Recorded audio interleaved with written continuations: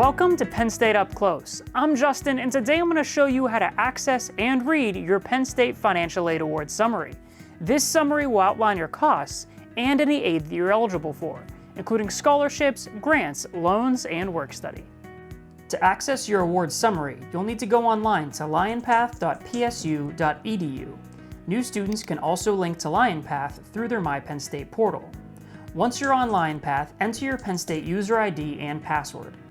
From there, select the My Finances tab on the upper right, and then click Financial Aid on the left. Now you want to select the aid year you wish to view. This will show you a breakdown of the estimated aid that you've received for the fall and spring semesters, as well as a total for that academic year. From here, you can click on View Aid Award Detail to view your complete financial aid award summary. This is a complete summary of your estimated billable expenses and aid. The first section, Estimated Billable Expenses, outlines your cost for the year, including tuition and fees and room and meals if you're planning to live on campus. You can see a breakdown of these costs by line item and by semester, as well as a grand total. The next section, Estimated Financial Aid, outlines all the aid that you've received, including scholarships, grants, loans, and work study. Like the previous section, your aid is broken down by line item and semester, including a grand total.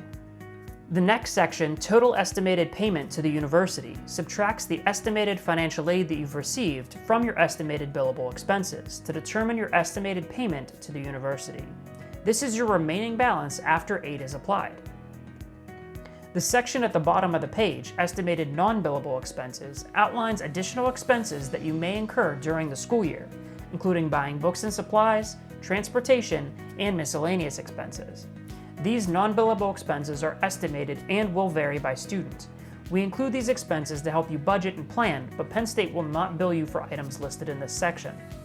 On the right side of the page, you'll find a link to financing strategies to assist you with paying your balance owed and non-billable expenses, including Federal Direct Plus loans, private alternative loans, and Penn State's installment payment plan.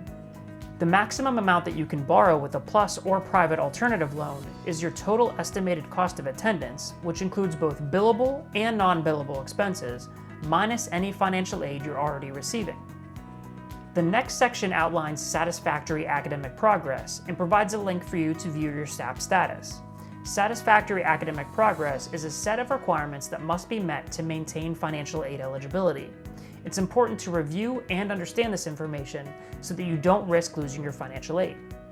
The final section, Required Actions, outlines important steps to take to prevent delays in the processing of your aid, including accepting, declining, or decreasing your awards, and responding to holds and to-do list items.